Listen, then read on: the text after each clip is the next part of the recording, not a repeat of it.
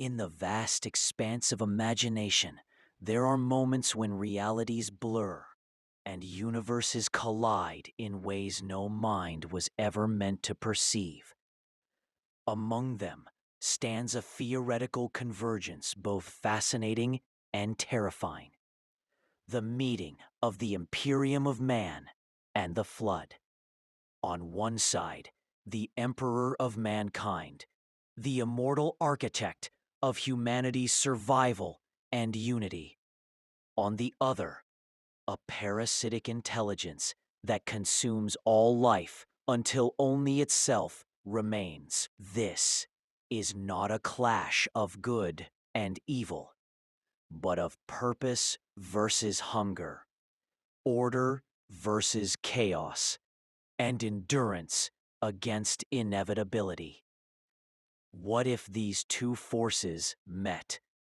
What would happen if the will of the Emperor stood against the endless infection known as the Flood? To understand the scale of this scenario, we must first grasp what the Flood truly is.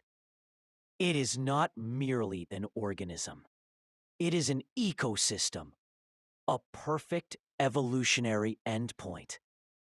Born from ancient experiments of the precursors, the Flood represents the absolute loss of individuality. Every cell, every neuron, every host becomes part of a singular collective mind known as the grave mind. It learns, adapts, and plans with terrifying precision. The Flood spreads through biomass, infecting sentient life and using their knowledge against their own kind. Empires fall not by war, but by assimilation. It is the antithesis of humanity's desire to survive as individuals. Against such a foe, numbers and machines mean little. Only absolute unity can resist it. Humanity's Imperium spans 1,000,000 worlds, connected by the psychic beacon of the Astronomicon. But this strength also becomes a vulnerability. Should the Flood infiltrate even one system, it would spread like wildfire through the warp lanes and transport fleets. Each infected world would turn into a breeding ground for the parasite, feeding the Flood with the collective memories of humanity's countless soldiers, scientists, and psychers. The Administratum's slow reaction time would doom sectors before the High Lords could even convene. Yet amid this chaos, one hope remains: the Emperor himself. His existence transcends flesh and machine. His mind bridges time and space.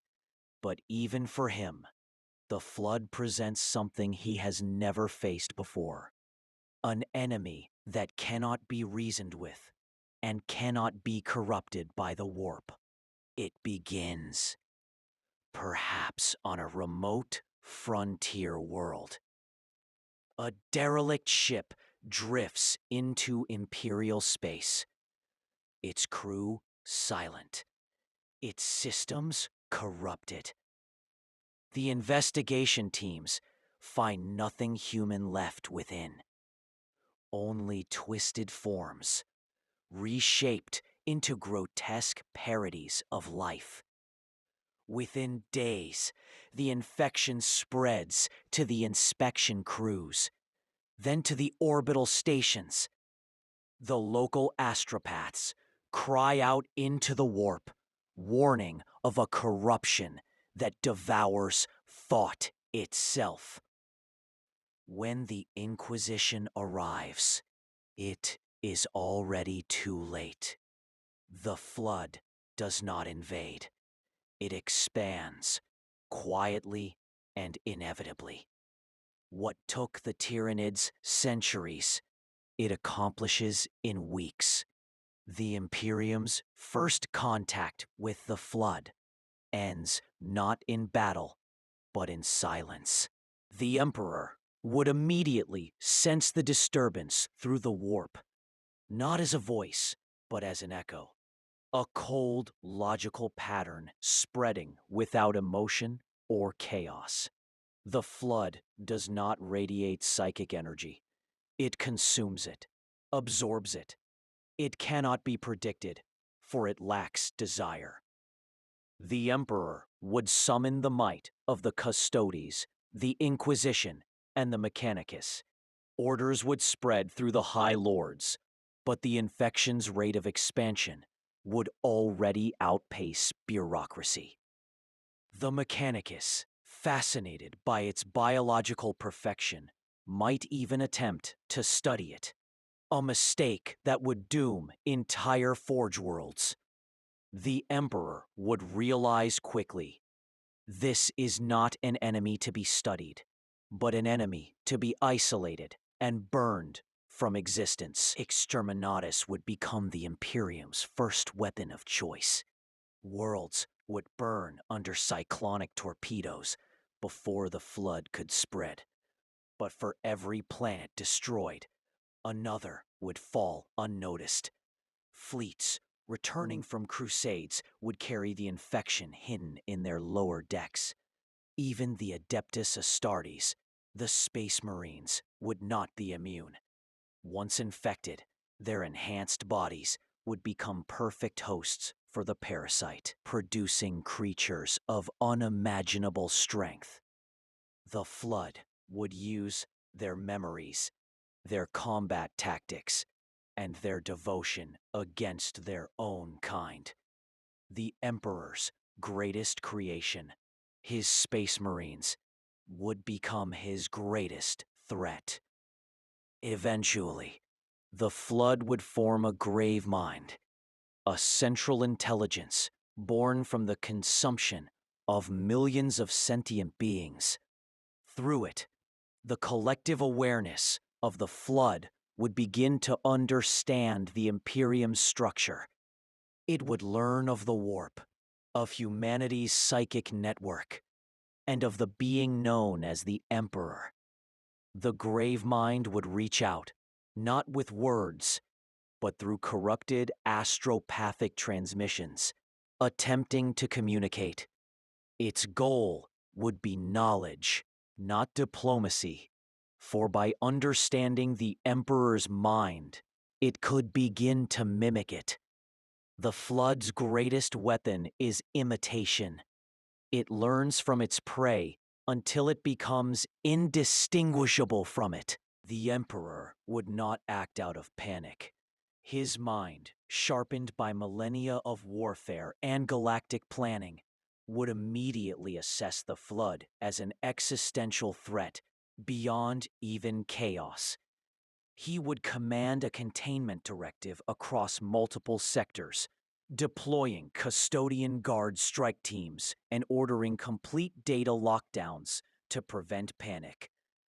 Forge worlds would begin producing weapons designed for molecular incineration. Psychers, under his direct guidance, would attempt to isolate the Flood's consciousness within the warp. Yet the Flood has no true soul. It exists outside the psychic spectrum, immune to most warp-based interference. For the first time, the Emperor would confront an enemy beyond his metaphysical influence, an infection born not of corruption, but of pure logic. Despite the Emperor's precision, the Flood's expansion would continue. Entire sectors would vanish from Imperial contact. The segmentum obscurus, already scarred by warp storms, would become the first to fall. Entire hive worlds would turn silent. Orbital picked feeds would show oceans of biomass, reshaping cities into grotesque neural networks. The Flood would not simply consume humans.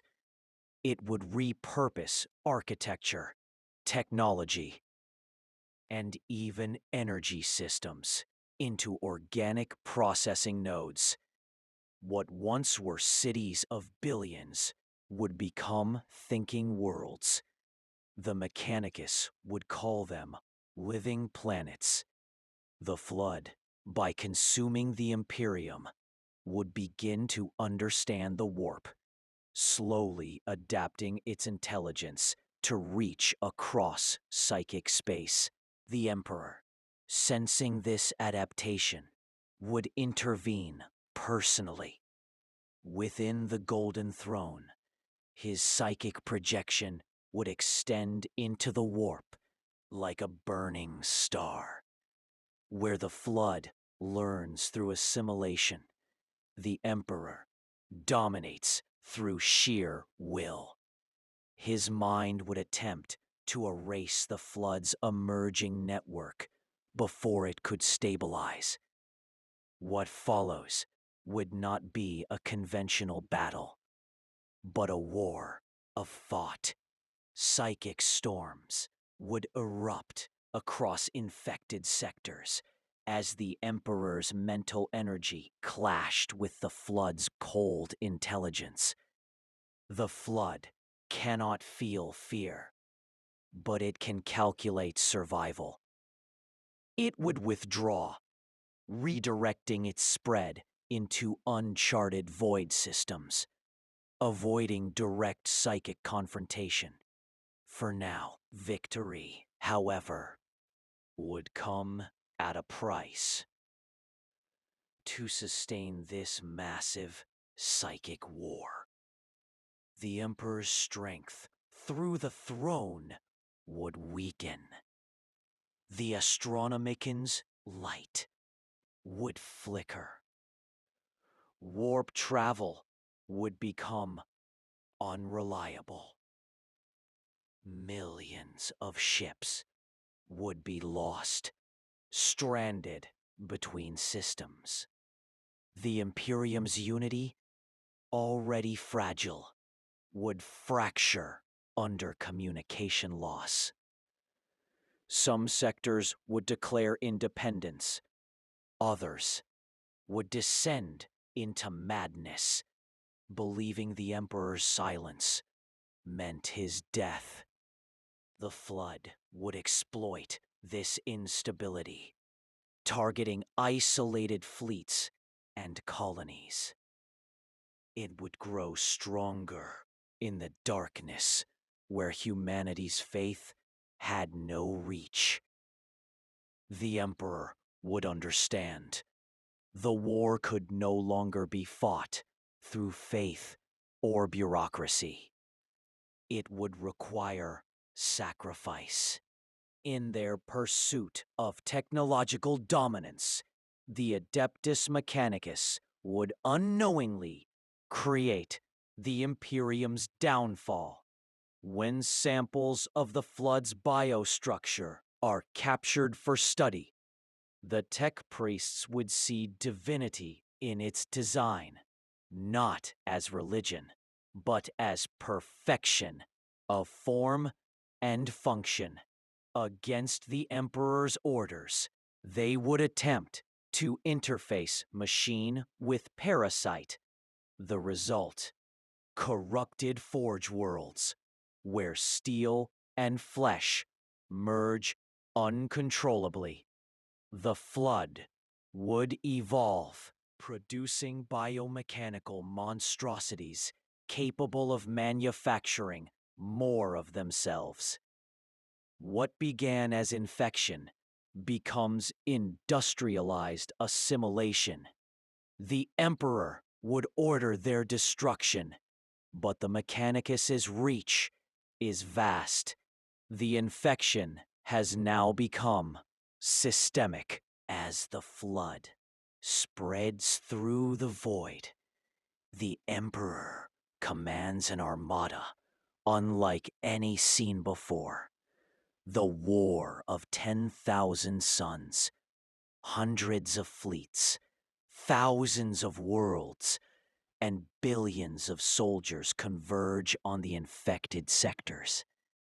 Entire star systems ignite as Exterminatus is deployed on unprecedented scales. The void burns for years. But the Flood has learned. Using gravitic slingshots, it launches infected ships directly into Imperial formations. It converts dying stars into energy sources. Its intelligence grows beyond comprehension. The war ceases to be strategic. It becomes apocalyptic. The Emperor stands at the center of this chaos. His psychic will, the only thing preventing total collapse. As the conflict escalates, the Flood achieves a terrifying new form of evolution: psychic mimicry. By absorbing enough psychers, it begins generating synthetic warp signatures, imitating the presence of a soul. This allows it to interact with the warp directly, bypassing the Emperor's isolation attempts. For the first time, the Flood speaks through corrupted psychers, through echoes of the dead, through voices that sound like the Emperor himself. It does not threaten. It simply informs. We understand now. Its intelligence becomes distributed, existing simultaneously in both material and immaterial space. The Flood is no longer bound by biology. It is now thought made flesh. Centuries of warfare reduce the Imperium to a shadow of its former glory. The Flood reaches Sol. The siege of Terra begins again, not by traitors, but by infection. The skies above the cradle of humanity darken as billions of biomass constructs descend upon the palace. Titans fall. Astartes are overwhelmed, and the Custodes fight until extinction. Within the Golden Throne, the Emperor channels the warp itself to burn the system clean. Psychic fire consumes Mars and Venus alike. Yet the Flood adapts faster than annihilation. Its grave mind manifests across multiple planets simultaneously. Its mind echoing through every human it has consumed. Terra burns, but the Emperor does not yield. Realizing destruction is futile, the Emperor shifts his strategy. If the Flood cannot be killed, it must be trapped. He begins to alter the fabric of the warp itself, using the throne as a dimensional anchor. The plan: to merge the infected regions into a closed temporal loop, sealing the Flood in an eternal stasis.